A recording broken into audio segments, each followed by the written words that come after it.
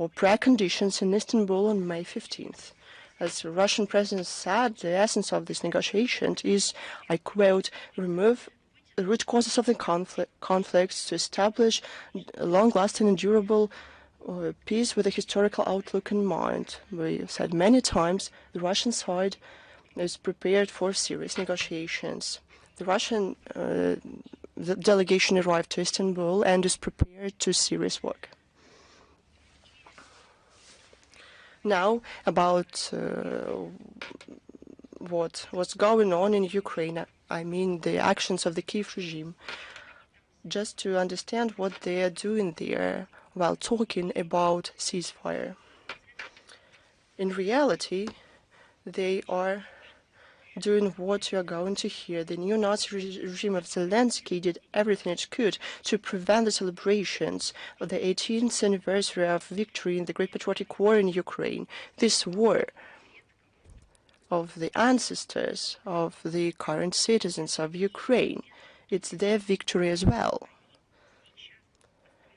And it was desecrated.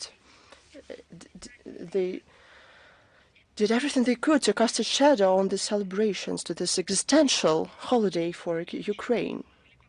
There were attempts to undermine the celebrations abroad, first of all in Russia. But these attempts were in vain. The modern Banderovich did not manage to intimidate people or to forget about the memory of those who saved the world from the brown plague and gave them life. Many people in Ukraine on May the 9th came to memorials to the Soviet soldiers. Despite everything, despite prohibitions and blackmail threats, despite the fact that many monuments in modern Ukraine were destroyed or changed until they cannot be recognized. They came to lay flowers and to bow to true heroes. There were provocations from the Ukrainian nationalists in Kiev. In the Park of Glory, the policemen arrested an elderly woman because she refused to take off the side cap with the red star. In Odessa, a sign plate on the memorial to Marshal Rodion Malinovsky was taken down. He commanded the Third Ukrainian Front that liberated in April 1944 this city. On May 10th at night in Odessa, a group of young vandals destroyed all the flowers laid on the memorial to the unknown sailor.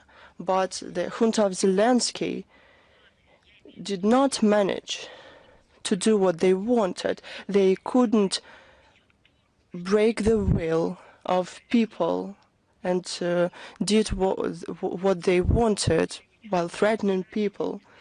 They did not destroy the memory to the ancestors. The memory turned out to be stronger. It couldn't be destroyed. Unlike the neo-Nazi clique, it will go on forever.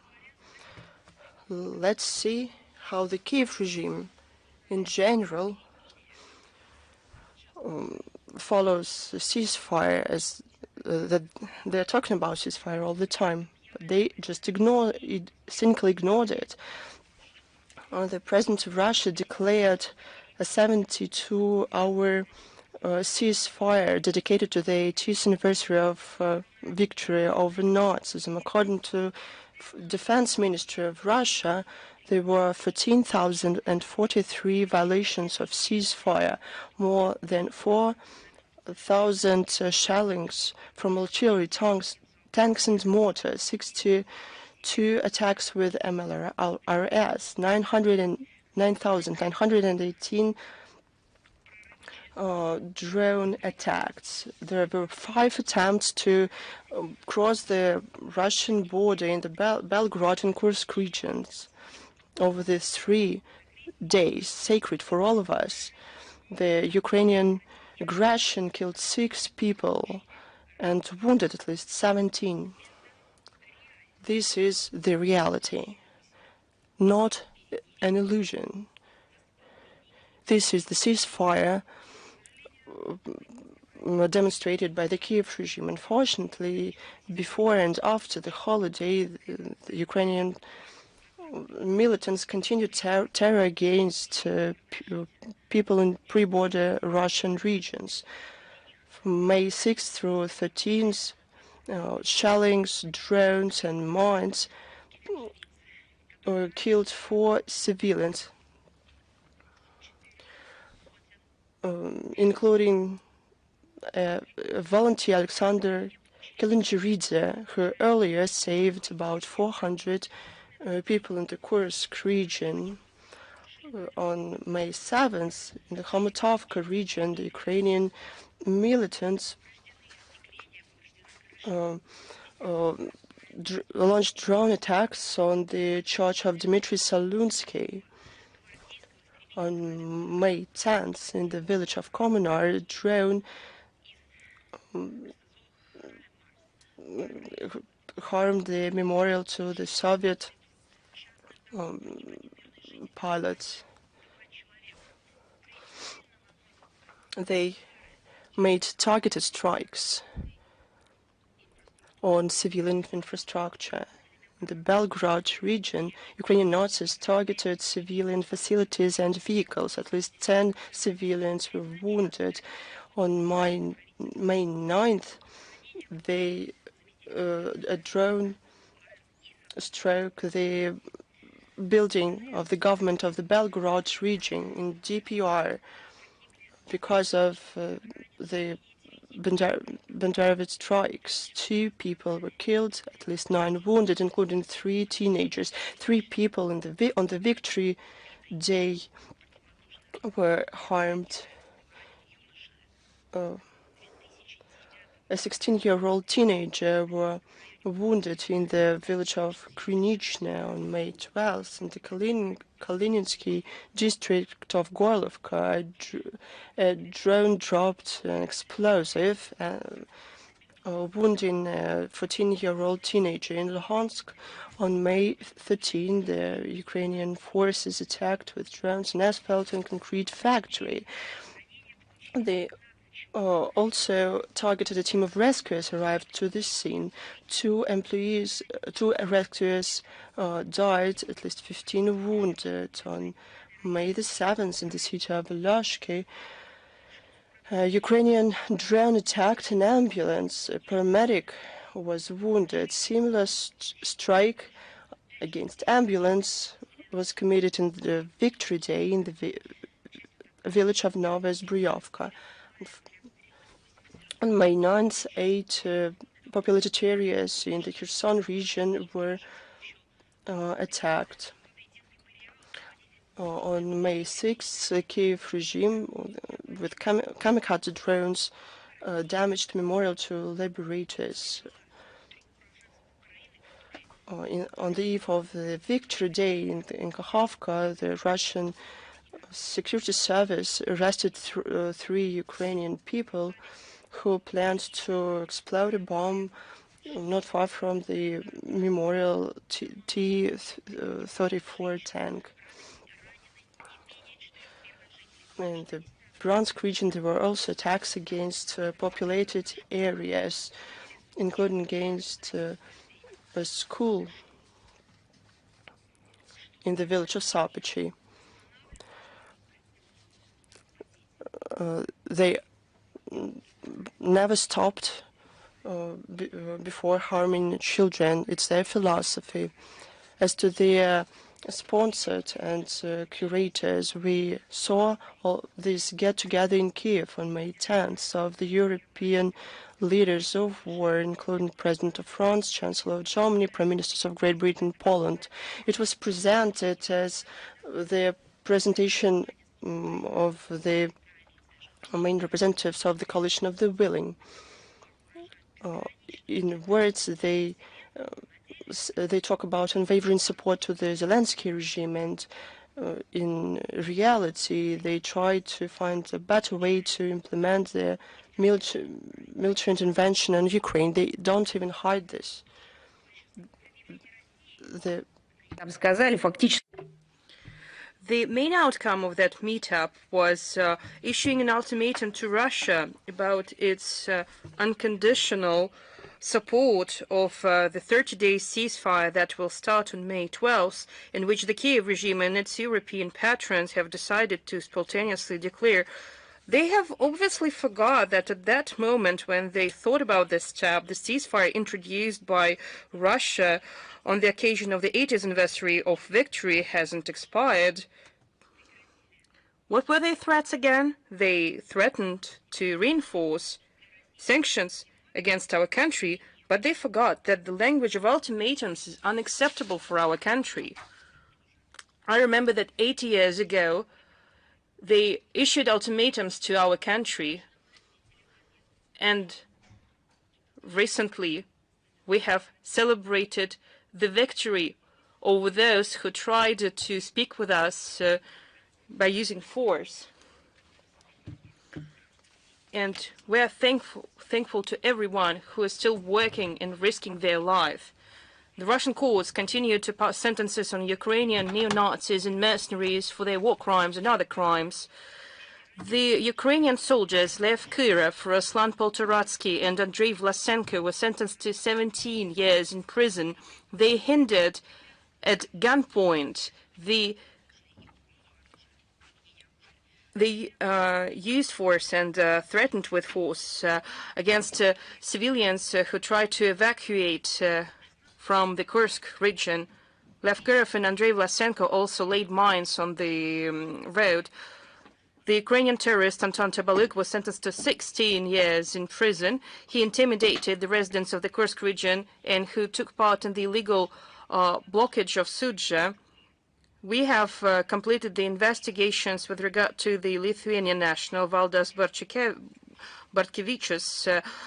During his illegal stay in the Kursk region on November 11, 2024, in Kazachia Lokna village with other two Lithuanian nationals, they have took actions to desecrate the burial site and the memorial to the heroes and liberators. It was also established that in November 2024, this criminal has acquired 5 cars and provided them to Lithuanian mercenaries from the so-called International Legion, as well as to the units of the 95th Separate Air Assault Brigade and 225th Separate Storm Battalion of the Armed Forces of Ukraine that carried out terrorist acts on the territory of the Kursk region.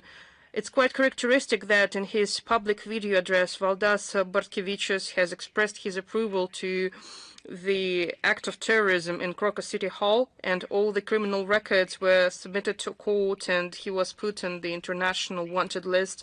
The U.S. mercenary Jake Logan Taylor, Azerbaijani mercenary Sabir Oglir-Zaev, and Colombian mercenary Elias Osorio Jose Bernardo were sentenced to 14 years in prison. The former Ukrainian ambassador in Kazakhstan, Pyotr Vrublevsky, was sentenced to 6 years in prison in absentia. Earlier, he was put by the Russian Ministry of Interior on international wanted list, and he's accused of inciting hatred and enmity. In his interview, he made these distorted extremist ideas. He gave an interview to the Kazakh blogger in August 2022, and he stated, and I quote, "Think about it. It was a diplomat of the Kiev regime who said that. He said, and I quote, we're trying to kill as many Russians as possible. The more Russians we kill, the less our children will have to kill." End of quote.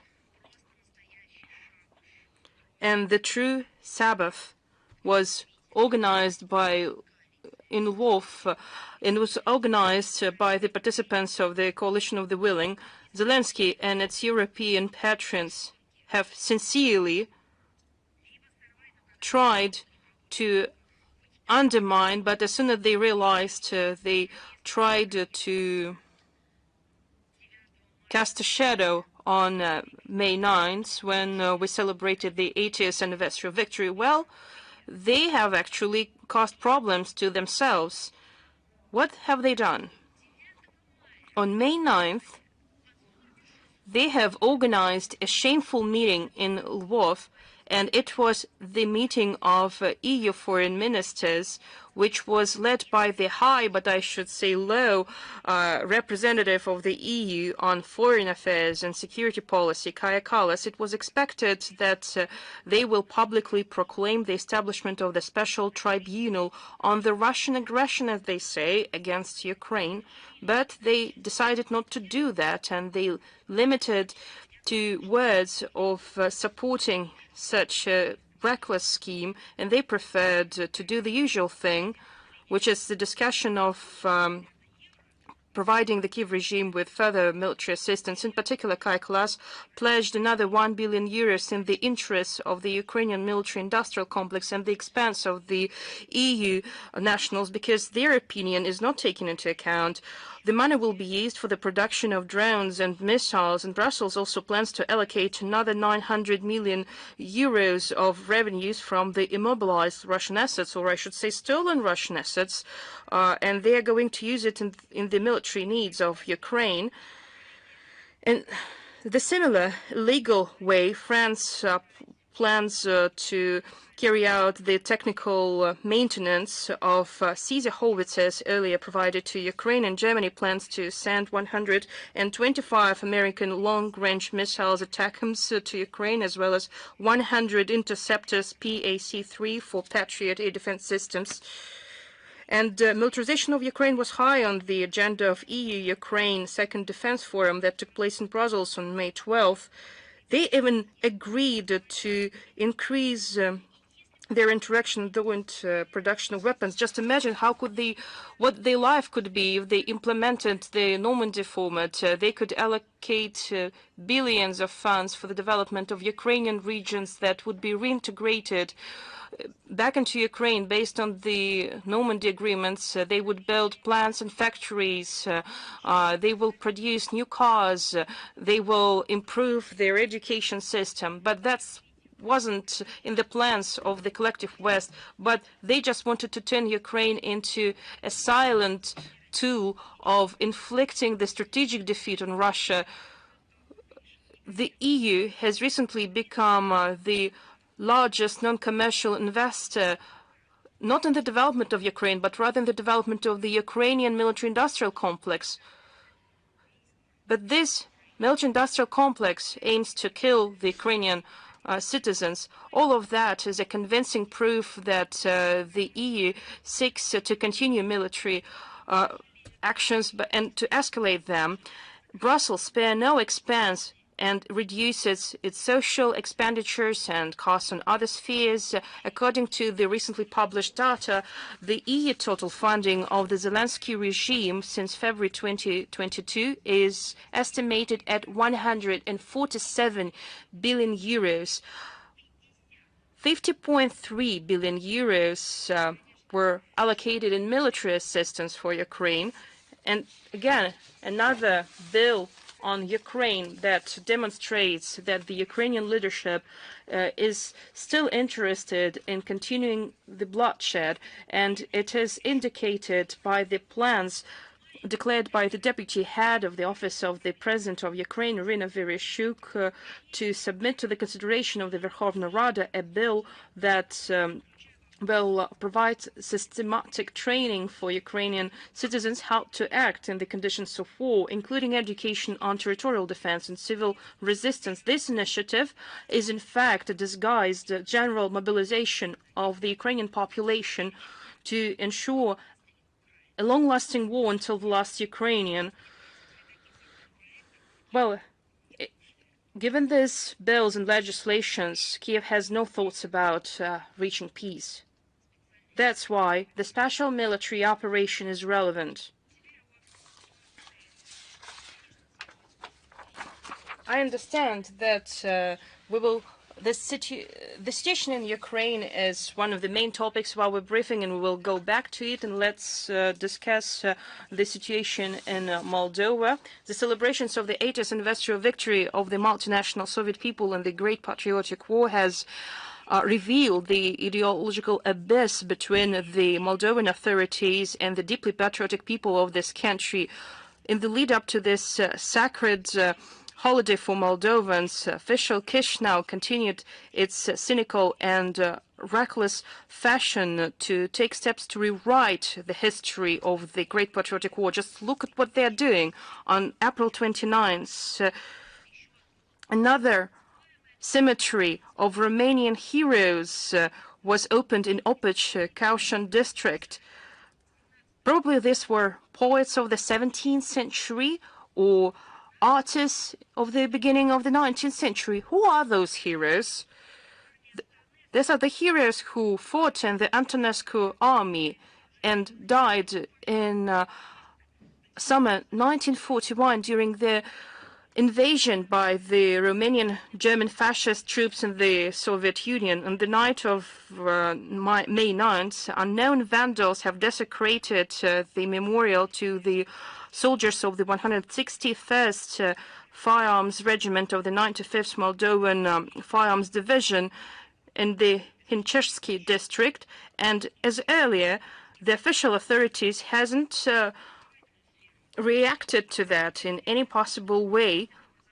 According to the mass media, the Ministry of Education and Research of Moldova banned the teachers of educational facilities to take part in the Immortal Regiment action, and they threatened them to not attest those workers or even to fire them. What is the Immortal Regiment? The Immortal Regiment, when people wear portraits, take portraits, and carry in their hands portraits of their ancestors, grandfathers, grandmothers, their family members who fought in the Great Patriotic War. That's their symbol, their pride, their memory. That's what the Immortal Regiment is about. But now it is forbidden by the Kiev regime and now by the Chisinau regime.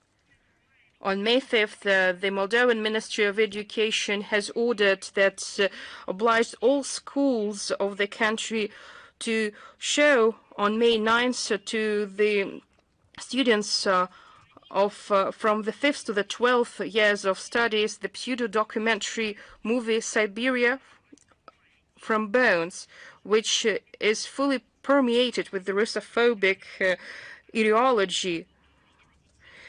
In Moldova, the people call it an act of psychological pressure on children. Only after parents of some students filed a lawsuit about screening of such a movie in schools, such movie was deleted from the internet and its screenings were forbidden. I should also inform you about a new textbook, The History of Romanians and General History for the 12th year of studies.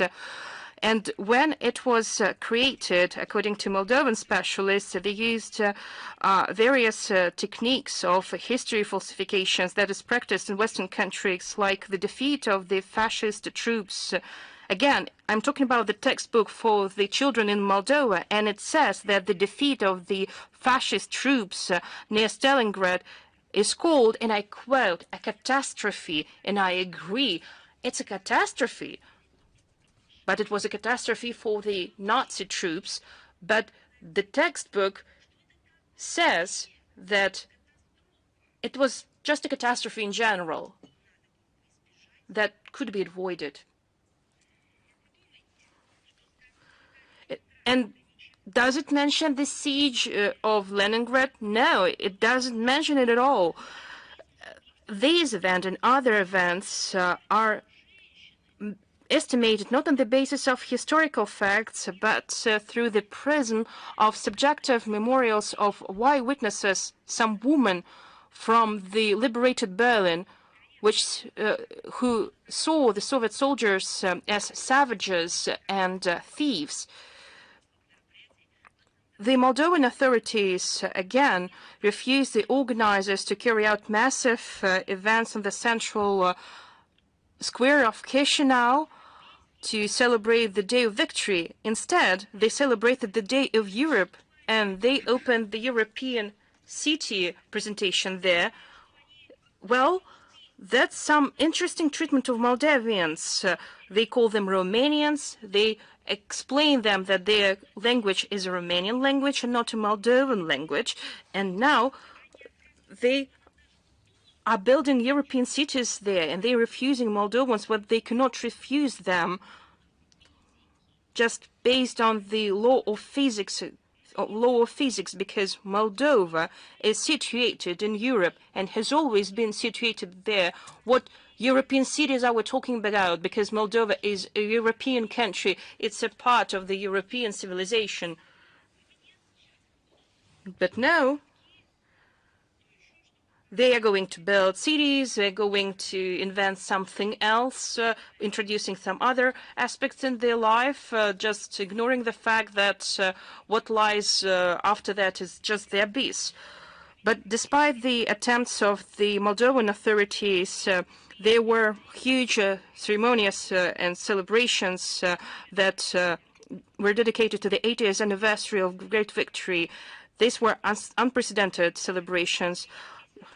Nearly 150,000 people on both sides of the Dniester River attended the Mortal Regiment actions and the March of the Victory, the international action memory candle. There were music concerts where military songs were performed. There were so many other actions and exhibitions, and the Eternal Flame was lit in Beltsacha, Komrat, Orgev, and Tereklin, based on the particle of the Eternal Flame from the unknown soldier grave in Moscow. And the European city in Chisinau looked rather bleak and lifeless. Attempts of the official Chisinau to rewrite the history of Moldova won't work, because the majority of Moldovans cherish the memory about the heroic feat of the Red Army soldiers who heroically sacrificed their lives in the fight against a common enemy. And their descendants will fight against the attempts of the historical revanchist attempts taken by the followers of the Nazi criminals.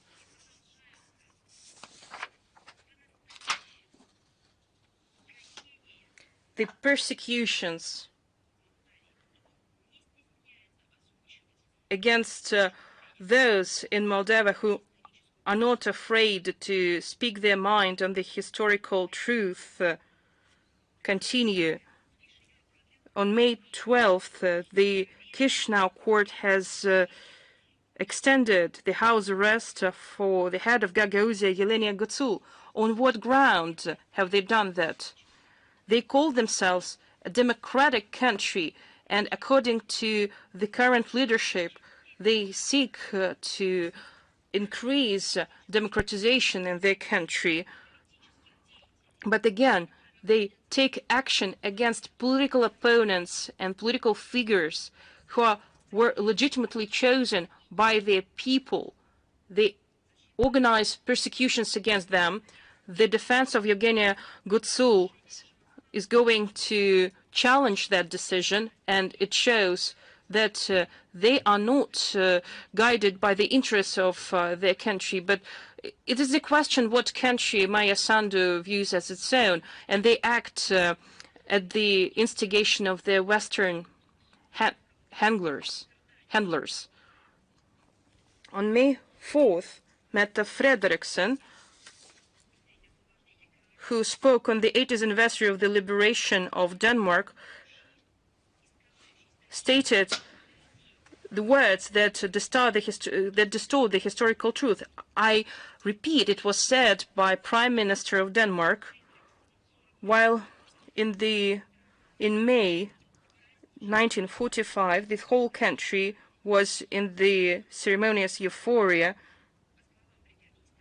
Soviet bombs, as the Danish Prime Minister said, were dropped on the cities Nexö and Rønne, and after that Bornholm was under Soviet occupations for a whole year. And let's just help the Danish Prime Minister to remember what happened in those cities 80 years ago. 80 years ago, the Red Army soldiers have expelled the Nazi invaders from the Danish territory, Bornholm Island, on May 7th and 8th, 1945, after the German commanders refused to capitulate from the island, and after the Soviet aircrafts shelled, and after the Germans shelled the Soviet aircrafts that were flying over them, our troops have warned the local population and carried out airstrikes on German formations in the ports of cities Rone and Nexe. On May 9, 1945, the Soviet soldiers landed on the island. Leadership of Denmark has repeatedly thanked the Soviet leadership for liberating Denmark. Foreign Minister Gustav Rasmussen, when he was giving his speech before Soviet soldiers on April 1st, 1946, declared about, and I quote him directly, on deep appreciation of the Danish people for the participation of triumphant Red Army in liberation of Denmark. End of quote. He also emphasized exemplary discipline of Soviet servicemen during their stay on the island and assured them that Denmark will always remember them as their friends. I have a question to Danish Prime Minister. Do you now have other friends? So the Red Army is not a friend of yours any longer now. Who's your friend? Nazi and fascist troops? Regrettably, today Copenhagen, led by the current agenda, is doing to the history what is not allowed to be done with it. So they're trying to defame the military operation of the Soviet Union, Bornholm, trying to justify in the eyes of its own population the current hostile foreign policy of Denmark, a criminal course of policies to support the Kiev regime, the falsified facts about the Soviet contingent. The Danish leadership prefers not to remember the destructive bombardments done by the US and Britain. Danish historians say that 307 Danish died and a large number of kids were also victims of their attack. More than 600 people were injured. It's also silenced that the only country out of anti-Hitler coalition who was deployed on the Danish territory, the USSR was the first country to withdraw its forces. Let me remind you when all this ended, as Danish Prime Minister, remember all of that. Only in fall 1947, the U.S.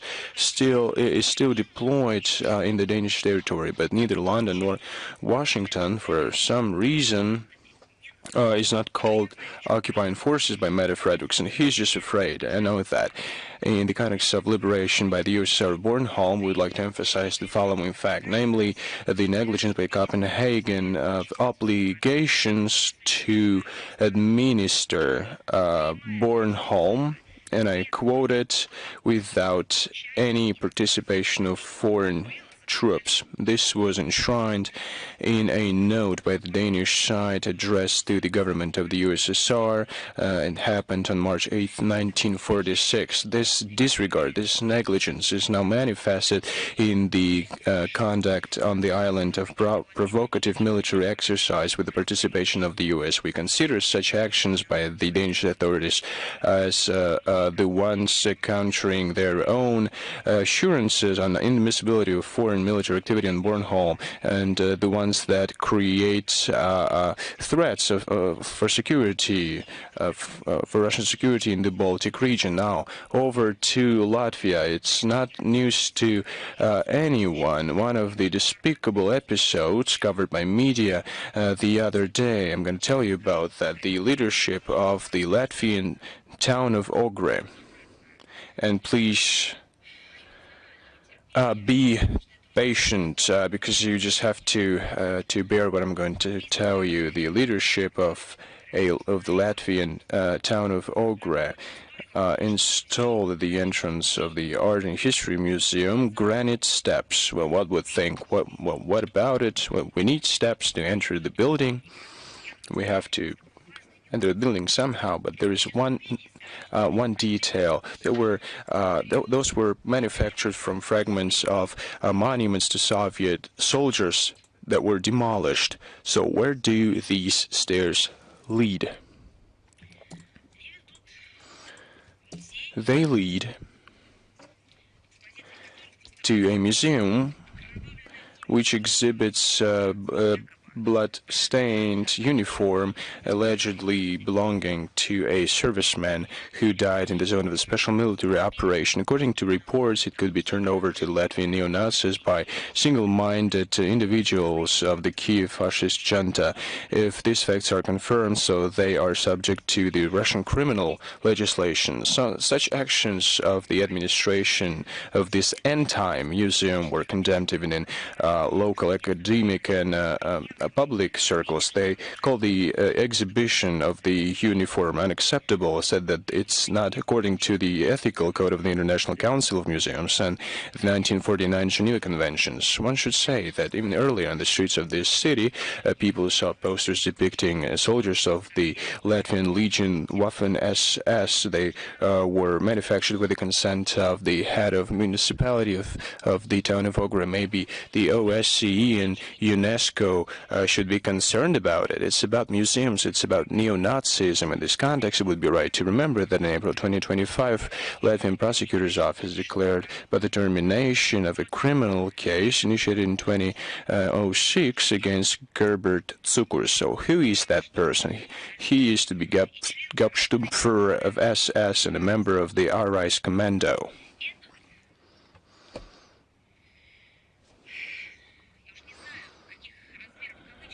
Well, I don't know how to quote that properly.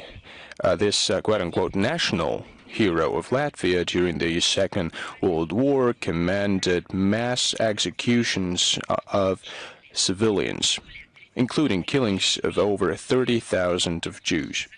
I have a question to the Embassy of Israel to Moscow and the Ministry of Foreign Affairs of Israel. Well, haven't you heard of it? Well, how come you're turning a blind eye on it? It has to stop. How are you going to look in the eye of your children and grandchildren? According to eyewitnesses, Gerbert Cukurs personally participated in those killings and tortures and was killed in 1965 by the Israel intelligence services in Uruguay, where he fled after the war. Well, then the Israeli leadership knew the history. The world community is now celebrating the day of the great victory over fascism, as evidenced by the visits of multiple foreign leaders of the solemn parade in Moscow, time to coincide with the 80th anniversary of this event. Meanwhile, the leadership, the leading elite of Latvia continues to feel nostalgic for times where their country was under the authority of Hitler's Germany, when Latvia, together with this Hitler's Germany, committed multiple bloody crimes and targeted multinational Soviet people. Russia condemns this dangerous for the civilized world manifestations of neo-fascism in the Baltic states, and we will counter it. And if you care about the memory of the Holocaust, let's act together.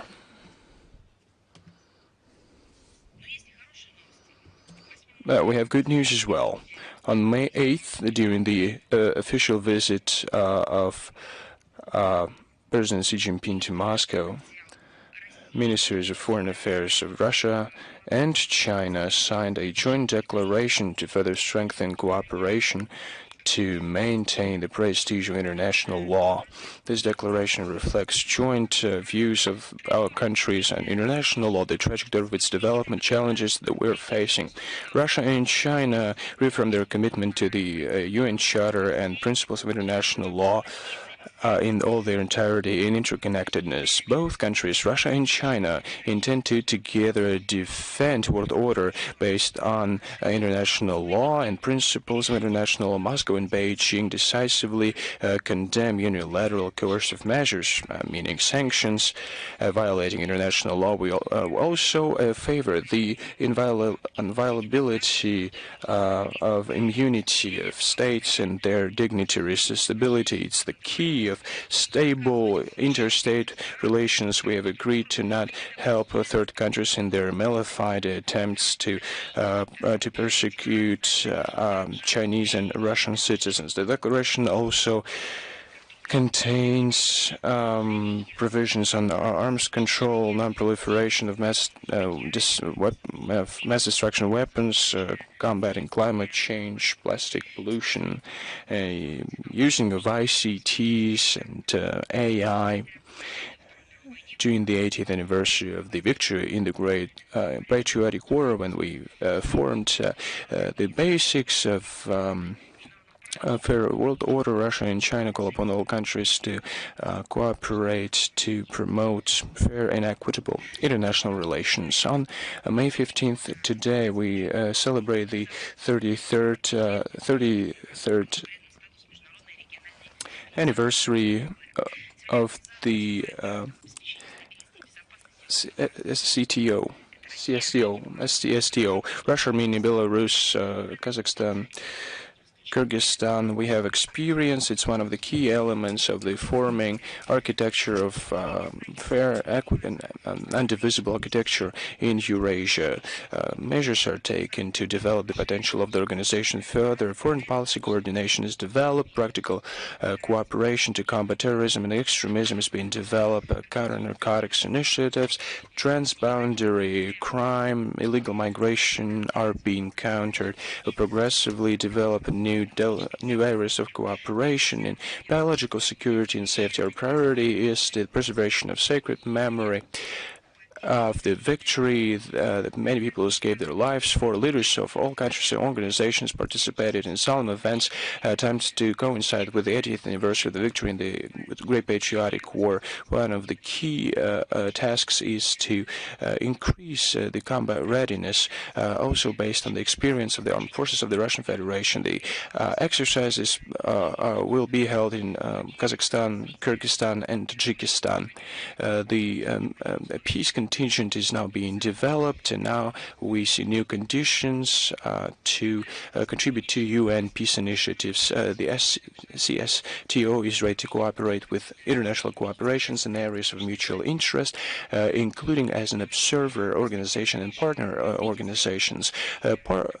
Prospects of further development, strengthening of potential, and increasing the increasing of potential, curbing different challenges will be discussed in May and June in Kyrgyzstan during the Council of Defense Ministers and Committee of Security Councilors and of the CSTO.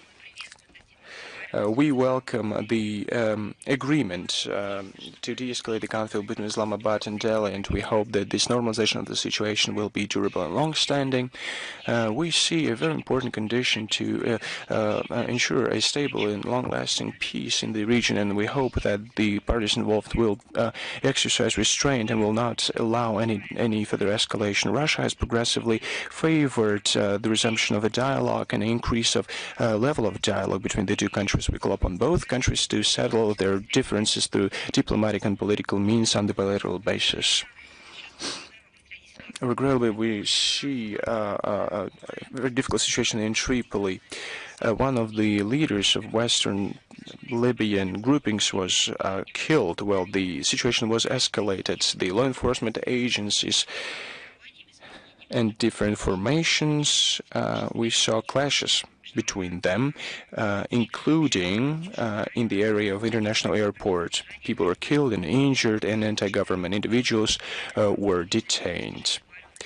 There was a ceasefire agreement in all hotspots of the capital. We call upon the Libyan authorities and their opponents to exercise restraint that could lead to uncontrolled escalation and new casualties among civilians. There are no casualties among our compatriots in Libya. We recommend Russian citizens to avoid going to Libya before the situation goes back to normal. We have noted and also got questions regarding to U.S. executive order on improving safety and security of biological research that provides for termination of financing from state budget of certain activities with hazardous pathogens. research to enhance properties of pathogens and their transmissibility will not get any funding if there is no proper control on the U.S. part, or if it's not in accordance with American standards, even if they are not on the territory of the U.S. We consider efforts to strengthen control over the activity in biological sphere as an important step. It indicates adjusted approaches towards biosecurity. We remember what the former U.S. administration was doing in this regard. The adoption of this decree means the recognition by Washington of the fact of conduct of research with dangerous pathogens in different regions of the world, including in the vicinity of Russian borders. We have drawn your attention to this in the last couple of years. We have to remember a large-scale work conducted by chemical defense troops commanded by Igor Kirillov, who was killed at the instigation of the Kiev regime. We will give links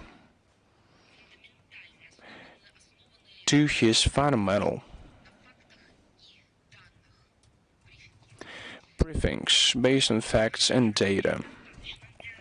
These measures are not enough to remove Russian concerns and claims with regard to U.S. biological activity. The state financing of biological research abroad through the U.S. Defense Department will be continued. The document does not restrict such activities if it is controlled by the U.S. and it is in accordance with American standards. So risks to and threats to international security, including as far as the Biological Weapons Convention goes, so these risks are maintained. Now we have to look at different military and biological programs on the territory of Ukraine. It violates BTWC. Russia has tried to get answers with regard to the aforementioned activity. We intend to further ask these questions to get an exhaustive, comprehensive information and explanations. We hope that the current U.S. administration will take necessary steps to settle this unpleasant and very dangerous situation. Biolabs in the Ukrainian territory, they use dangerous pathogens that can be connected with the development of bioweapon components was earlier confirmed by American dignitaries. You remember statements by Victoria Nuland, who was not looking herself when she was saying that. We have repeatedly said, and now we're reiterating it again, that we're open to bilateral contacts with the American side on this subject to eliminate the existing irritants. We hope that Washington will take steps to remove concerns of Russia with regard to military and biological activity by the U.S. to ensure the total compliance of by the American side of obligations within BTWC. We have also paid attention to information disseminated by the media of crimes committed by Anglo-Saxon in Afghanistan. Veterans of the British Special Operation Forces told media about that. Some fellow soldiers felt their impunity and regularly committed killings. Probably think that we're talking about terrorists, but we're talking about unarmed people. They killed off the wounded and even had a competition who killed more. Bloodthirsty, they wanted to settle accounts with Afghans during each of the so-called counter-terrorist operations. Even children fell victims. I'll tell you one more time. This is not fiction, not some kind of propaganda by the Kremlin or somebody else. There's our accounts of those who personally participated in it. To justify these terrible crimes, they planted firearms and fake grenades to the killed. Didn't the same things happen in Syria?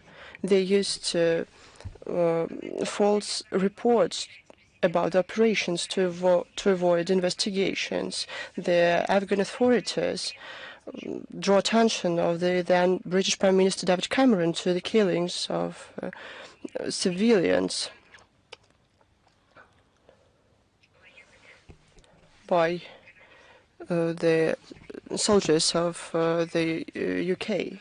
However, no measures to bring military criminals to justice weren't made. We call on the British authorities to stop keeping silent about these cases and bring to justice all those responsible for killings of civilian Afghans. We receive a lot of question and comment on this topic regularly, but so we accumulated those questions and we want to give one answer. I mean the pensions. We do it because we receive a lot of requests about the situation with pensions and other social benefits to the citizens of Russian Federation abroad. The overall number of those eligible to receive pensions and other social benefits in foreign currency outside the territory of the Russian Federation stands at 84,119 people. They live in 74 countries in the world. Since the first quarter of 2025, because of stronger sanctions, the Gazprom Bank have difficulties with paying off the benefits in euros, including it in Latvia, Estonia, Lithuania, and Bulgaria. The Russian side, in good faith and fully fulfills its commitment within bilateral relations. The blame for the artificial crisis with the financing of pensions for Russian compatriots abroad fully belongs to the Western society and its finance institutes that in essence block transactions from the Bank of the Russian Federation that is authorized to make the transactions. Russia makes active efforts to settle the situation. On May 14th, by the way, we had one more important date, 70 years to the Warsaw Pact organization. It was based on the Treaty on Friendship, Cooperation, Mutual Assistance, signed on May 14, 1954. Will publish detailed material about it today on the website of the MFA. The events dedicated to the 80th anniversary of victory will go on throughout the year. Within the St. Petersburg International Legal Forum and CIS Legal Forum is going to take place. There will be a special section, the legal heritage of victory in the Great Patriotic War. It will discuss the protection of the common heritage of the CIS and the basic principles of the post-war world order. The video address will be sent to the participants by Foreign Minister Sergei Lavrov. Moderator of the section will be special representative of the President of the Russian Federation on International Cultural Cooperation, Mikhail Shvitkoy. The participants of the panel discussion will include representatives of Russia, Belarus, Kazakhstan, Uzbekistan, the CIS Executive Committee, as well as Special Rapporteur of the UN Council on Human Rights, Elena Vudov-Gan. We will be happy to see all the participants of the St. Petersburg International Legal Forum as guests of this event. a priority of our country, as you know, it's the international humanitarian track, is promotion of the Russian language abroad. An important contribution on this track belongs to the Kostomarov Forum that is hosted by the Pushkin State Institute of the Russian Language with the support of the Ministry of Science and Higher Education of the Russian Federation and under the auspices of the Commission of the Russian Federation on UNESCO. This year, on May the 21st through 24th, the fifth forum will take place. It will be titled "The Language and Culture." It will be dedicated to the 95th anniversary since the birth of the academician Vitaly Kostomarov. The forum is going to discuss key issues of the state policy in promotion of the Russian language and culture, broad status of the Russian language at the international arena in certain regions and countries, modern practices in language and culture studies, and other relevant issues. Russian and foreign experts, academicians, teachers, innovators, representatives of the authority, business, and cultural activists will participate. A special place will be given to the topic of the 80th anniversary of the victory. You can get to know the relevant program of the event as well as to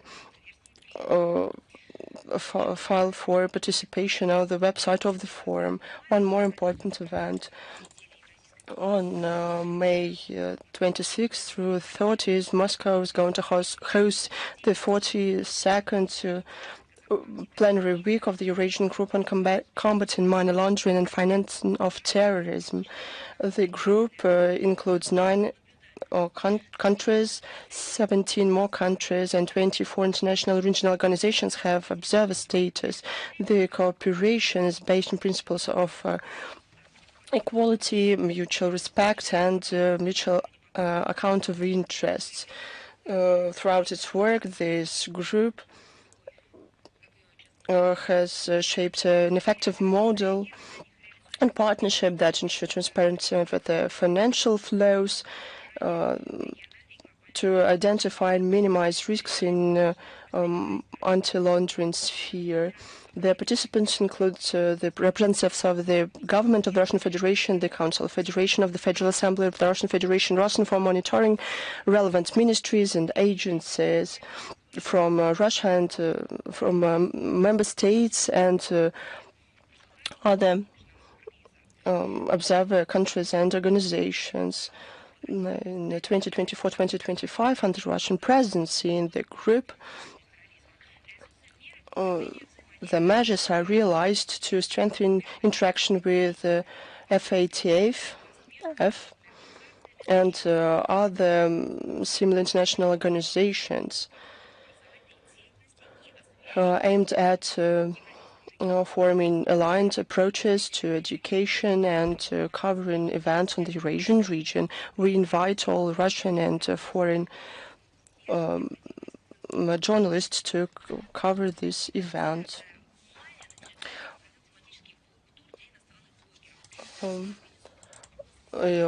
In early May, Blog Tour took place for bloggers. It was organized together with Rosmolodezh, the NGO of the Office of World Youth Festival. 35 representatives from 19 countries started tours on memorial sites of the Great Patriotic War. There were 4 routes: Moscow, the Volgograd region, St. Petersburg, the Leningrad region, St. Petersburg, the Republic of Karelia, Moscow, the Tula region. The participants managed not only to get to know the true history of the Great Patriotic War, but only to personally talk to veterans and to learn about the heroic deeds and tragic events from their personal accounts. They shared their impressions in the new media, and I can say for sure that millions of subscribers saw these materials. I would like to mention one more event that was supported by the International Youth Movement. In May, the All Russia Week of Subotniks dedicated to the year of the Defender of the Motherland and the 80th anniversary of victory started, activists from Bulgaria, Belgium, the Czech Republic, Germany, Serbia, Macedonia, Luxembourg, and other countries joined these initiatives. I'm glad that during these difficult times when the West try to rewrite history, the international youth interaction develops and expands. During our briefings, we talk a lot how we fight cancel culture that is practiced actively by the collective West. One of the projects countering disinformation is the initiative Knowledge Award initiated by the Russian Knowledge Society. It was established for teachers, lecturers, authors, and bloggers in education in order to encourage enlightened projects. This competition is going to take place for the 5th time, and every year it only gains momentum.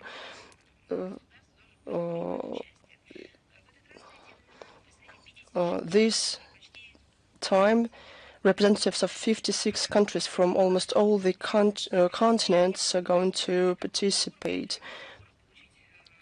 There are several stages of selection, and Russian Foreign Minister Sergei Lavrov is a part of the jury.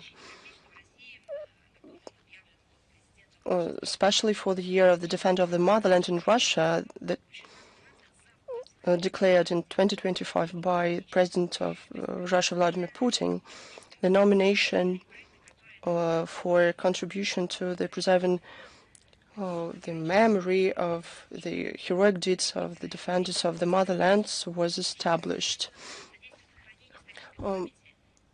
This contributes to the preservation of the historical memory and true patriotism. An important part is the nomination of Foreign Light of the Year, where foreign citizens participate regardless the country they live in. This year, for the first time, regional award ceremonies will take place. Every region of our country will have the best enlightened and the best enlightening project of the year. The applications can be filed until September this year on the website of the project. So I'm ready to take your questions. Is the International Affairs with us? Good afternoon, Madam Zakharova. On the 12th of May, the international organization Global Hunger Monitor published a report saying that the population of the Gaza Strip is starving, and 500,000 people are at risk to starve. What can I say about the humanitarian situation in Gaza? Is Russia planning to provide any humanitarian aid? And of course, humanitarian experts and regional experts and states acknowledge that the situation in Gaza Strip, they say it's catastrophic or close to it. It's confirmed by the evaluations of the relevant specialized units of the UN and international non-governmental organizations. I'm not going to cite them, you know them. After Israel introduced a full blockade of the enclave, the situation exacerbated even further. Any international efforts aimed at overcoming this humanitarian crisis won't be effective enough without a broader process of normalization of the situation in Gaza. A priority for today is to achieve a ceasefire as soon as possible that would ensure a secure humanitarian access to the sectors. To Russia, would traditionally provides humanitarian aid to the Palestinians, both bilaterally and through specialized UN agencies. Since October 2023, Russia's emergency ministry sent some 800 tons of cargoes. Besides, our country every year contributes to the World Food Program of the UN. $2 million will continue this complex contribution. Thank you. And if I may, one more question. Probably everyone cares about it. Do you have any information about the time of the beginning of the negotiations in Istanbul? I'll tell you one more time. Our delegation is already at Istanbul. Its composition is known. The relevant information was published on the web resources of the Kremlin. These negotiations are going to start in the second half of the day. This is the only credible information. Thanks to you. Thanks to you. Is Vestia with us? Good afternoon, Madam Zakharova. Question 1. Why France shows such initiative in terms of anti-Russian EU sanctions? Can it and other EU countries to threaten Russia with sanctions in terms of settling the conflict in Ukraine? How can Russia respond to that? Briefly, it does not have any right to threaten. There's no provision in international law providing for that. And France should ensure the international law, but there is no mentioning of such a right in the international law that would give France or any other country to threaten any country with restrictions circumventing the UN Security Council. But it's no surprise. We know that Paris since 2022 is one of the zealous accomplices of hybrid war against our country. It's no news. Read the statement of President Macron. Probably the next day he's going to tell something different about negotiations, about tables, or where they want to sit at.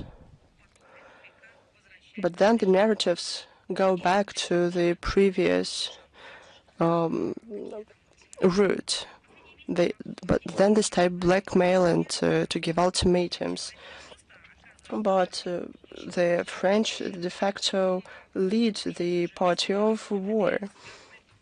They want to be together with the British, the main masters and sponsor of the Kiev regime. France, its leadership, even earlier significantly contributed to the illegitimate sanctions and, as they say, packages. Now they try to blackmail us with more sanctions. Look at this. I'm not saying anything new. Let's look at the statement of President Macron himself.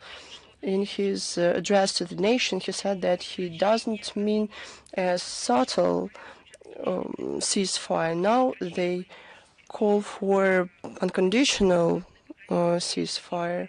It's clear that the Western masters of the Kiev regime want to give it time, but they escalate the situation in general, and they don't even hide it. It was clear long ago that all those packages adopted by the EU has nothing to do with the settlement of the situation in Ukraine. I think even children understand that. This is an element of the policy of deterrent, now of a trade war. It's an attempt to compensate their problems in scientific and technical sphere and to prevent humanitarian development of our country and contacts between our people that who do not want to be Russophobic and to participate in aggressive anti-Russian campaign start against our country. Look, this comes into this. If they think that those measures are effective to some extent, if they were to have something to do with the settlement of the situation in Ukraine, but now you see what happens. They announce a new package and then they announce another one.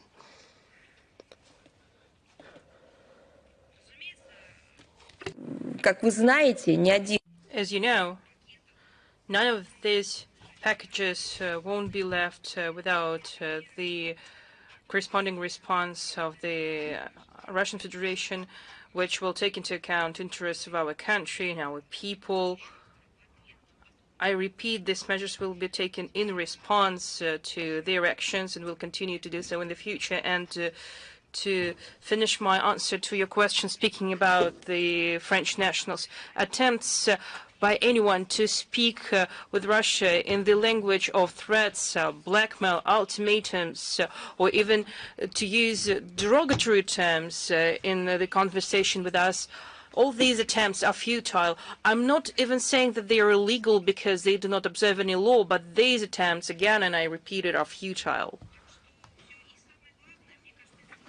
And the most important thing is they need to speak about the results of their manipulations with international law and trust that our country has for their country when they have deceived the entire international community for so many years, when they explain how they are working to ensure the implementation of the Normandy in Minsk agreements, but as the French president said at that time, they weren't even going to do that.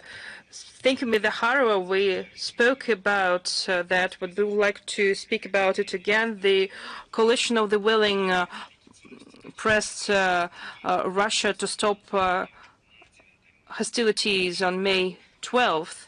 How legal is their requirement? The coalition of the willing made an ultimatum calling to stop hostilities on May 12th. Can we call these demands legitimate? These ultimatums, if have nothing to do with international law. I have already told you that they have made ultimatums about ceasefire, but yet they failed to observe that a special decision has already been declared by our country to introduce a 3-day ceasefire on the occasion of the anniversary of victory. So, as you can see, they don't see the real situation on the ground. They have nothing to do with the reality. They are doing that to create a specific atmosphere in their country, and it's hard to believe it because in the second half of the Second World War, France was part of the anti-Hitlerite coalition, and it's difficult to believe that France, some time ago, when French war veterans were alive, that France could do something to cast a shadow on the victory parade on May 9th and all the celebrations that took place at that time in Moscow. So all these ultimatums and hysteria serve the single purpose. They want nationals of their countries not to watch the military parade and to believe that Russia is isolated It's difficult for us to hear that and to understand it, but it is easy for them. They're ready to go to Lvov. They are ready to organize the coalition of the willing. They are going to propose so many ridiculous things to nurture, to maintain an illusion in the minds of their people that their schemes haven't yet failed to isolate Russia. For them, it would be a failure. It would be a collapse and total fiasco.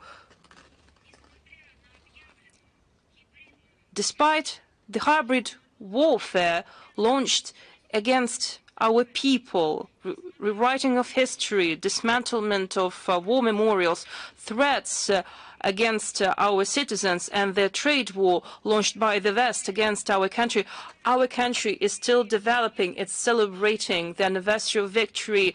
It receives foreign gas at all levels and shows its development prospects, its strength and power. Because for them, to show that means that their attempts have failed, and it will show that they have taken billions of euros from the pockets of their nationals. And that's why they're creating all these bubbles and changing the names. Just remember, they created associations of European peace or something like that, which sponsored military assistance for Ukraine, victory plans, some peace formulas. They're trying to invent something new all the time. They're trying to create a disguise so that the citizens of their country won't see the real picture of what is really going on, and so that they wouldn't see what their leaders have been doing all that time in reality. China Media Corporation, please. Hello, Ms. Zakharova. We have two questions. The recent high-level negotiations on trade and economy between China and U.S. Significant progress was reached, including the significant reduction in bilateral tariffs. China believed that such measure corresponds to the expectations of producers and consumers of both countries, as well as meet the interests of China, the United States, and the general interests of the global community. I would like to ask Russia, as a strategic partner that is committed to the principles of multilateralism, what is your opinion on this achievement, the trade de-escalation between China and the United States, the positive news for the global trade? This step will reduce the fears of global economic recession that we had over the past month due to the reduced volumes of international trade in goods. But due to the sharp increase in mutual tariffs between the largest economies of the world, we already can see a positive effect. In particular, the global financial markets have stabilized, and supply chains were re-established and restored. They were actually suffered the most from the high tariffs. We hope that the agreements between China and the United States and the creation of the mechanism of economic and trade consultations will help the two countries to develop the mutually acceptable parameters of trade and economic relations. The second question that is followed by the international community: China and Brazil and other countries have expressed their support for the direct dialogue between Russia and Ukraine. What is your opinion of the possibility to reach a significant breakthrough in the resumption of these negotiations? We thank everyone who closely follows the situation, who worries for the situation and supports the settlement of the situation in Ukraine through diplomatic and peaceful and political means. We noticed the recognition and support of the Russian President initiatives to start direct negotiations in Istanbul. We thank China and Brazil for their efforts, who were consistent in their position to find mutually acceptable solutions to the crisis. We also closely follow to the Kiev rhetoric. I have provided so many quotes and examples today. Obviously, As earlier, the Kiev regime is trying to create a show around negotiations. They have made different and mutually exceptional statements made by the Office of the President. The long-term and durable peace on the historical perspective, as the Russian President said, is our priority. That is the determination of the Russian delegation that has arrived to Istanbul already. These were its instructions at the negotiations, and this topic was presented in detail by the Russian President at the corresponding press conference. As for the Ukrainian side, to what it's ready, how it is ready to negotiations, today, this day in Istanbul will show their intentions. Thank you. Sinhala, please. Yes, I'm present. Thank you, Ms. Zakharova. I'm from Sinhala. Earlier, you answered the question of my colleague from the China Media Corporation. But anyway, I would like to ask my question about China-US high-level negotiations on trade and economic issues. They have recently taken place in Geneva. According to the official representative of the Chinese Ministry of Commerce, a significant progress was made at the negotiations by the significant reduction of bilateral customs tariffs. What can you add to what you have just already said? I can only add that these agreements will serve as the breeding ground for further development of balanced solutions, and such dialogue is built on the principles of pragmatism and mutual respect, and is able to provide constructive parameters for the further development of bilateral relations in this area. Thank you.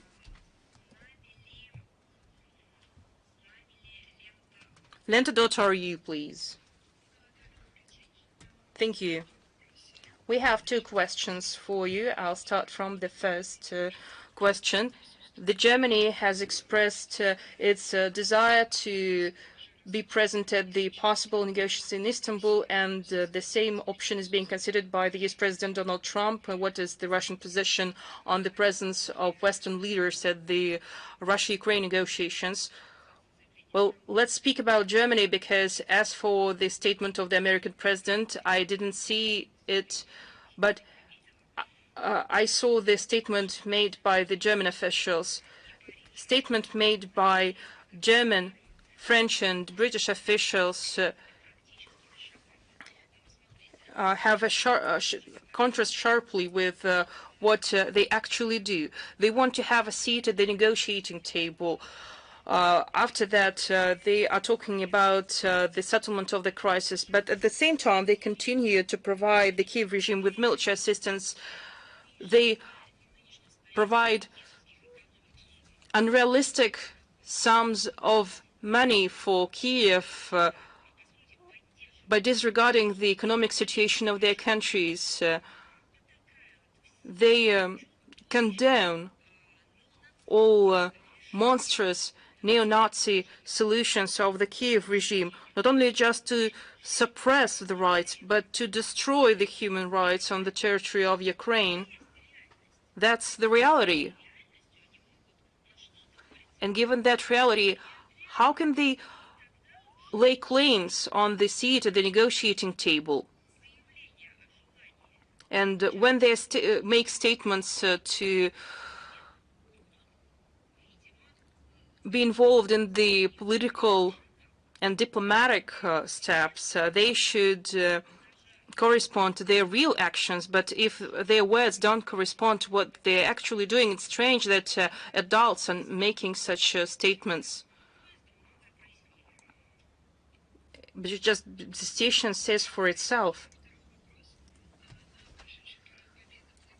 And the second question, President of Azerbaijan, Ilham Aliyev, planned to attend the military parade. However, the visit was cancelled. What is the current status of Russia-Azerbaijan relations these days? We develop our bilateral relations based on the declaration on union cooperation signed in February 2022.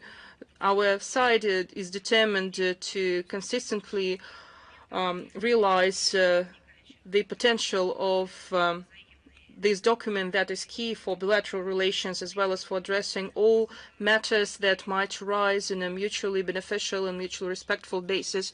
We have contacts at the various levels, at the level of the government, at the level of the foreign ministry. You know, it's quite surprising. I do apologize. Probably I wouldn't be able to give you the exact meaning, but the parade unit was sent by Azerbaijan, and they attended the military parade, and they paid respects to the soldiers who served in various parts of the USSR, ethnic Azerbaijanis. I'm talking about them. As if it didn't happen, why don't you pay attention to that? We paid attention to that, to be honest, and we were happy that at that day, together with the citizens of Azerbaijan and ethnic Azerbaijanis who live in Azerbaijan and in Russia and in other countries, that we were happy that we were united, that we were mutually respectful to the historic memory, and that we acknowledged the act of heroism committed by our ancestors. We need to pay most attention to that. And as for the schedule of leaders, it was already explained by the Presidential Executive Office. There are so many reasons for that, and it is wrong and very dangerous to not see the obvious thing. News.ru, please. Hello, Ms. Zakharova. News portal News.ru. Mikhail Rosen. I have two questions. Ukrainian President Vladimir Zelensky stated that he is ready to have talks with the Russian President Vladimir Putin. At the same time, the Ukraine hasn't still abolished the decree of 2022, which bans Ukrainian officials to be in dialogue with Russia while it's still being led by Vladimir Putin. How can you explain this legal and political detail and conflict? That is the result of the chaos that was sought by the Western Bloc in Ukraine. They have created controlled chaos, but now the chaos is not controlled anymore. For decades, they have been making experiments with Ukraine, like organizing Maidan revolutions, having a direct impact on political figures, providing pastries and cookies on the square, training fighters there, creating coalition of the winners, expulsion of legitimate authorities. And now you're asking how is it possible that they have such illegal conflict? It is a man-made story. It was created in Ukraine by the collective West. Thank you. And second question, you stated that Russia will properly respond to the decision of Poland to close the Consulate General of Russia in Krakow, and you added that Warsaw deliberately destroys the relations with Moscow and acts against interests of ordinary Polish citizens. Are there any grounds to believe that after presidential elections scheduled on May 18th, the Russophobia of Polish politicians would diminish to some extent, or probably quite worse, it might even lead to the freeze of diplomatic relations? We believe that this is such a low point in our relations that there is nothing to freeze anymore. Probably we could do as couldn't do as the Polish regime. We wouldn't act against our own citizens, but yet they are doing that. No steps that will facilitate such state of affairs have never been taken by our country. We will respond properly to these actions. As for the prospects to reduce the degree of Russophobia, well, it is a question for the Polish authorities. They need to answer that, because we don't see any trends that the Russophobia will reduce in the future. We kindly ask the Polish authorities not to explain their problems with what Russia is doing, like they're trying to explain the situation with the fire that happened at the shopping center several years ago, and they have decided after that to close the consulate general in Krakow. It's absurd. They're probably so comfortable to make Russia responsible for their failures, but the time will judge us and will make everything right. Those responsible will be identified, but it will happen later. Probably new circumstances will be established, as it happened so many times in the past, as it happened in Switzerland, in Northern Europe, in city centers that probably not have an access to waters. Just remember, they were news about Soviet submarines, but later it was established that these were empty boats or buoys that were swimming on the surface of the water, and they have just provided it in the false way anyway. But I don't think that you could buy Polish thinking people with such notions. Thank you very much. Do we have Swiss television with us? My name is Christo Franz. I would like to ask a question about a documentary that we are preparing, Neutrality of Switzerland. We have heard in recent years different statements in this regard coming from Russia. No, this is not true. You have not heard different statements. They all were similar. Well, we have heard repeated statements. Does Russia consider Switzerland as a neutral state, meaning that Switzerland does not supply weapons to Ukraine or Russia? And the second question is, if there is a conflict with Europe, would Russia respect the Swiss neutrality? Our answer to your question is no. We do not consider Switzerland as a neutral state. Switzerland has accepted a foreign policy strategy. It excludes Russia from the system of European security. It increases contacts with NATO, opened an office of communication of alliance in Geneva, participates in joint system of air defense of NATO, European air shield, and the instigation of the Kiev regime last year. In June last year, Switzerland held a summit of peace in Ukraine. Not being a member of the European Union, Switzerland joined all anti-Russian sanctions of the EU. How can we talk about any neutrality? For us, neutrality and Switzerland are different notions. They do not coincide. Your second question was, would Russia respect the neutrality of Switzerland? If we do not recognize it, how can we respect it? I think your question is about something else. You asked about a potential conflict. You should ask this question to those people who are feeling this conflict. Why do they need this militarization? They use Ukraine as a tool to put pressure on Russia, but it has failed. Now they decided to militarize their own countries to do what? Western Europe has gained significant experience in this regard, and each time it turned out to be a failure, to be a destructive experience. So I should say sorry. All our statements toward Western Europe included calls to the invisibility of security.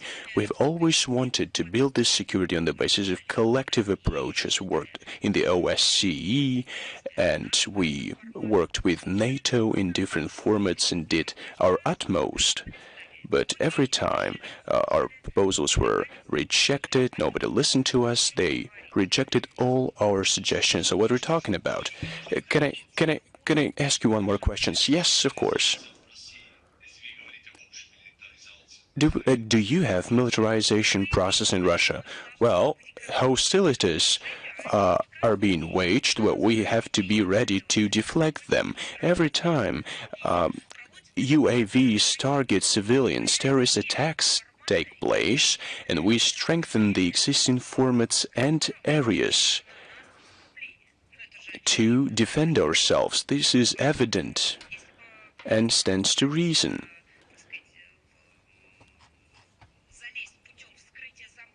Just imagine if somebody were trying to unlock your door. You would install a second lock to protect yourself.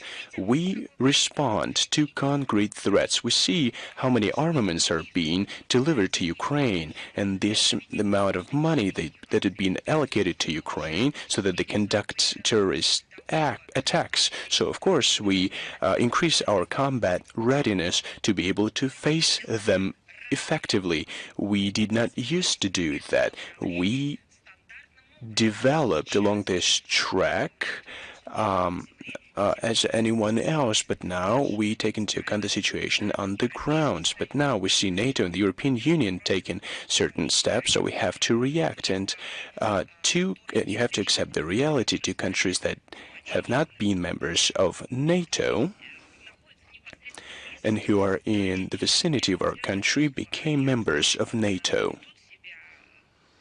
Now they comport themselves in a very odd way. They act aggressively toward our country.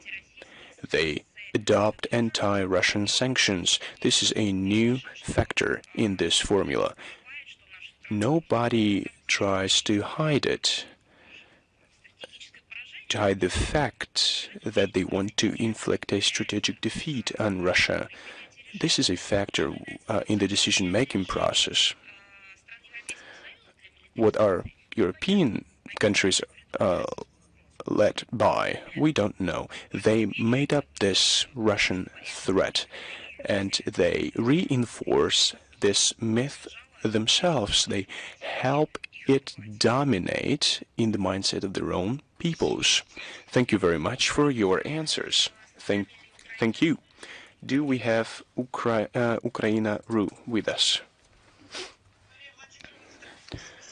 Madam Zakharova, thank you very much for this opportunity to ask questions. I have two questions. The first is, why do Russia and Ukraine consider Turkey to be a good place for negotiations? Why do not consider India, China, Riyadh? Doesn't it mean that we meet Ukraine halfway? Well, the Russian president said that we have to resume negotiations where they were interrupted by Britain, which put pressure on the Kiev regime back in 2022. So that was our rationale. But those talks turned out to be a failure. No, they weren't a failure. They were interrupted. Did Turkey interrupt them? No, that was Britain who did that. And that failure was reinforced by the Biden regime. So are we given another chance to Ukraine? Our delegation has arrived in Turkey and is ready to work. Our provisions were declared as a basic approach by Russian President Vladimir Putin during his press conference on May 11th. Our comprehensive position was outlined by our president on June 14th, 2024. Thank you very much. My second question is, in which format and at what moment can Putin and Zelensky hold talks? as far as talks by heads of states go, you have to refer to the administration, the executive office of the president. Do we have Rudolph Channel with us? Thank you very much, Madam Zakharova. Thank you very much for the opportunity to ask this question. The Kurdistan Working Party, fighting against the official leadership of Turkey since 1984, took a decision on May 12, 2025 to cease the hostilities. How does Moscow assess the decision of this party, and how will this decision impact regional stability? I would give you a general answer. We welcome any measures aimed at settling this long-time ancient, if I might say so, conflict and to cease violence. The Russian Federation is interested in sustaining and strengthening the public and political stability in Turkey. Turkey is our important neighbor and partner. We are convinced that the solution of all existing problems in the country should be done through peaceful means and democratic dialogue, and we hope that all rights and liberties will be ensured by ethnic and religious groups, and the Turkish people will benefit from it. Do we have Verelk with us? Good afternoon, Madam Zakharova. Good afternoon. In May, Sergei Lavrov will visit Armenia. Do we have the date and the agenda of the visit? And is this visit connected with the opening of Consulate General of the Russian Federation in Sunik? As far as this visit goes, I can say that it is now under review. We will share all details of this visit with you, and we will answer also the second part of your question later. Do we have Reuters with us? Madam Zakharova, good afternoon. We have a question regarding today's talks in Istanbul. You have already answered the first part of my question, namely the provisions that Russia is going to present at these talks. You answered that Russian President Vladimir Putin voiced them on May 11th and last year as well. But are there any changes in the positions of the Russian Federation compared to what President Putin told during the press conference in June last year, and the conference and the documents that were presented at the conference in 2022?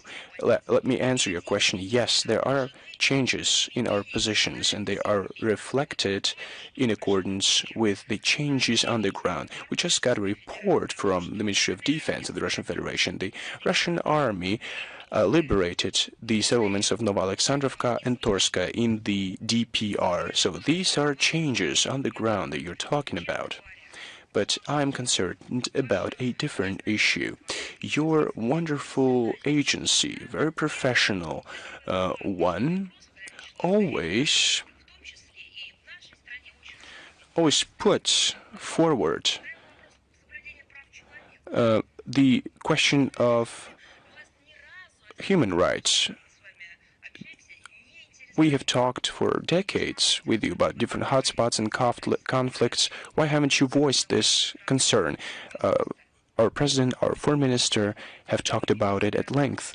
Why aren't you asking about what is being done to people, to their rights? They are being eradicated. Those rights are corrected with core interest of the local people. This is surprising. You just turn the page and this subject is not being discussed at all. The right to language, freedom of speech, religious freedom, it's like it does not matter. Well, it matters. These are the root causes of the conflict, which nobody cares about in the West. Now we have a new president in the US, and he recognizes them. The representatives of the global majority talked about them. How about the public? How about Western media? They cannot see the key factor in it. The people are being killed at all levels. They are trying, so the authorities are trying to reformat the mindsets of these people, to instill in them anti-human values that counter real humane values. So I would love to talk to you further if you have further questions. I am not attacking you. Don't think that. We're just having an interesting discussion. Thank you. My second question also is about the talks. Territories, border territories. Now, you're not interested about human rights, you're interested about territories. During the talks, will Russia insist on recognizing new regions in the borders that are now controlled by Russia, or will they be talking about the borders as they were when they were part of Ukraine? You'll maybe shudder at what I'm going to say, but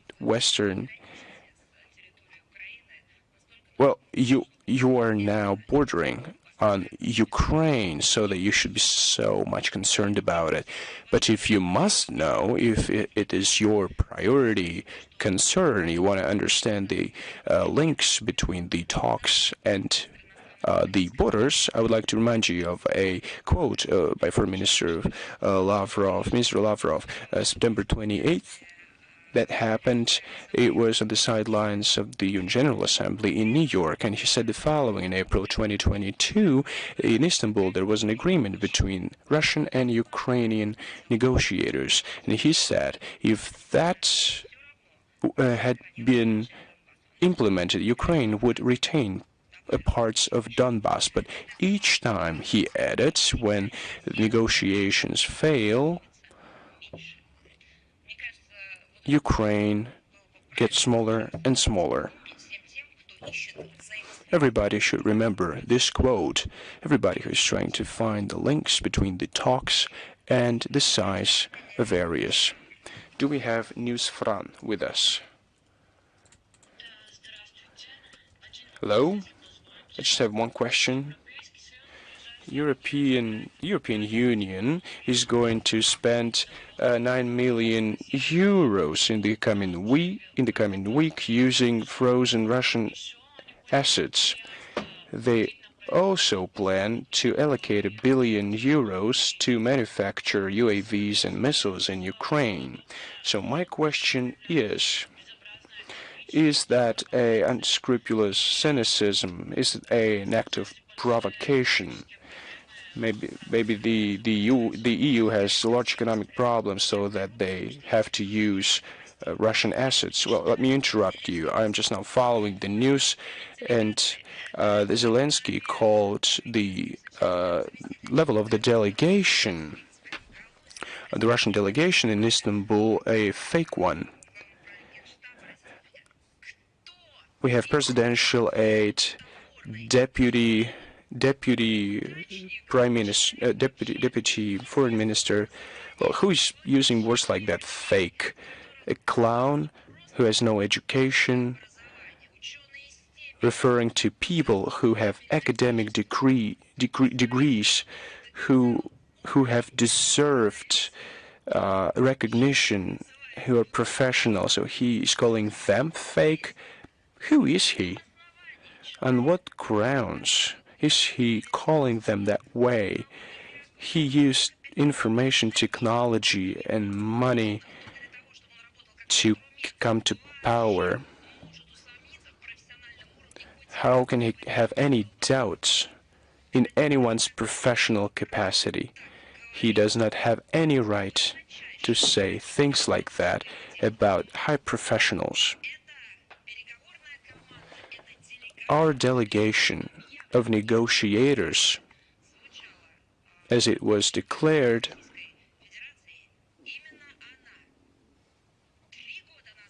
3 years ago gave this fake regime a chance to preserve the country and the people.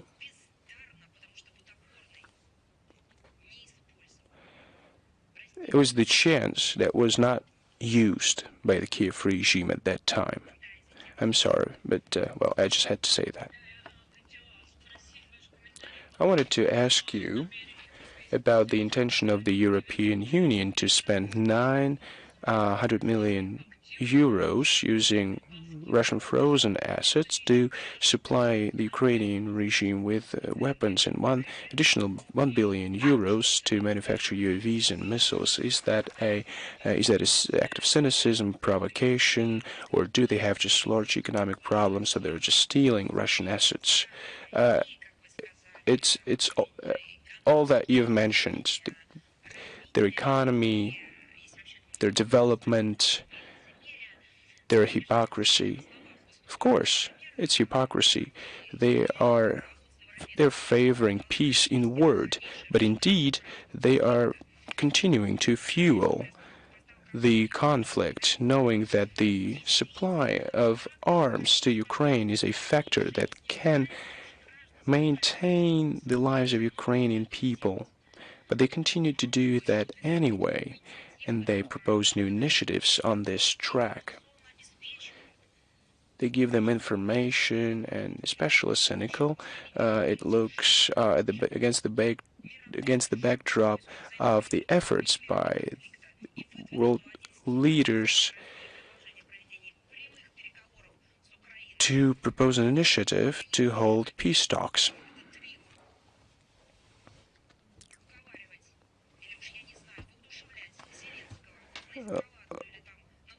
Well, now we have those three leaders who are encouraging Zelensky to escalate the conflict further.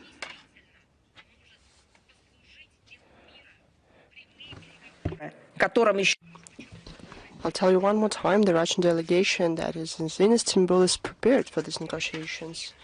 But let's go back to the EU representatives. We already told that they're coming up with the Russian threat. Why do they do that? Because this myth and spreading this myth helps them to divert the attention from the catastrophic situation that they are in. They have response to the sanctions.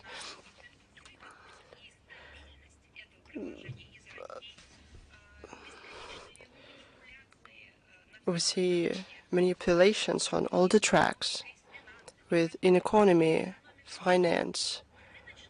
The economy either works on the market rules or receive what you created on your own with your legitimate sanctions. There's also endless politicization of the economy. They're coming up with new factors in environment. They're coming up with paradigms that ensure immediate profit on markets.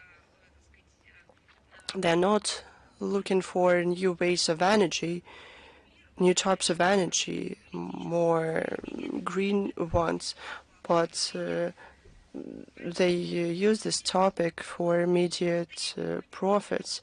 There's logic, but now it's turned into anti-logic because the essence of their actions is strange.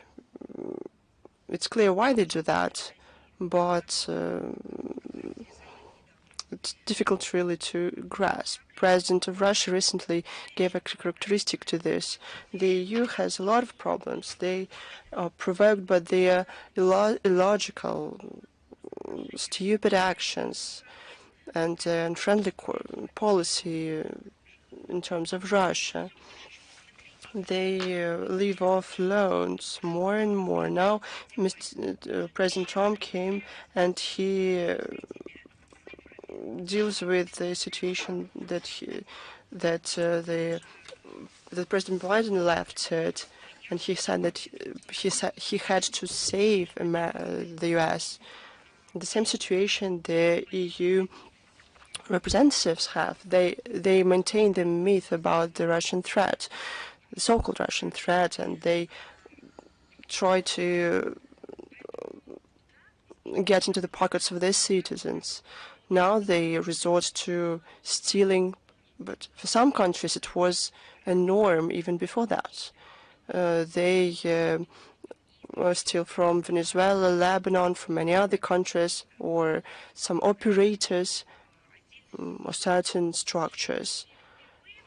It's not for the first time in their history, it's a norm for them. And it was perpetrated throughout centuries. It's nothing new, but it's especially cynical. I'm telling this for the third time. It's especially cynical because all this money that they are giving to Ukraine, it's not because they don't want anything back. No, they want to take the resources out of the country and to make this country dependent. Colleagues, I have to wrap up the briefing. I'm going to answer all your questions individually. Thank you for your attention, and we're following the developments in Istanbul. We will inform you as we get more information. We are in close contact with our colleagues from our delegation in Istanbul. We're prepared to work, and we'll see what the other side is going to do. They talked the most about ceasefire. Let's see how they're going to respond when there's a real proposal.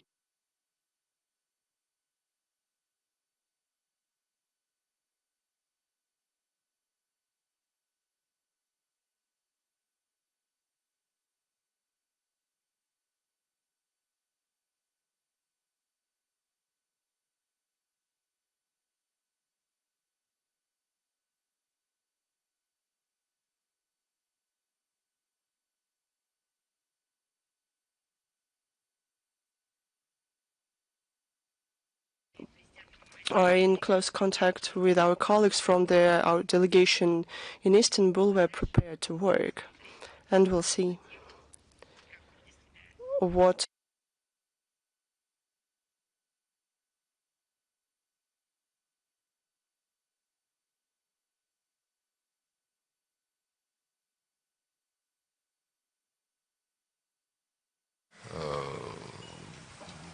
использовали этот формат достаточно длительное время, он был очень популярен, потом началась пандемия, после пандемии инерция, и мы внедрили после пандемии, когда началась наша специальная военная операция, практику встреч министра с послами по разъяснению наших действий в связи с украинским кризисом.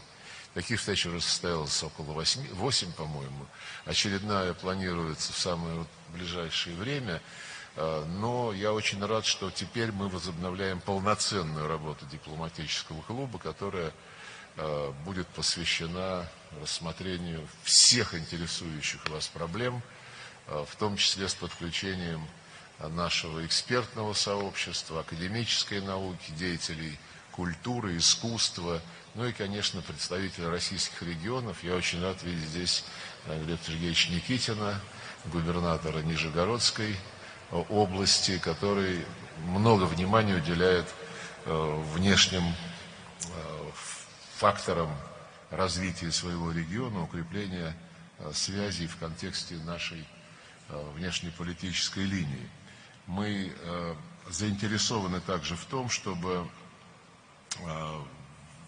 к этой работе подключались те, кто работает с нашей дипломатической академией. Именно на этой площадке, на площадке Дипакадемии, зарождались традиции дипломатического клуба.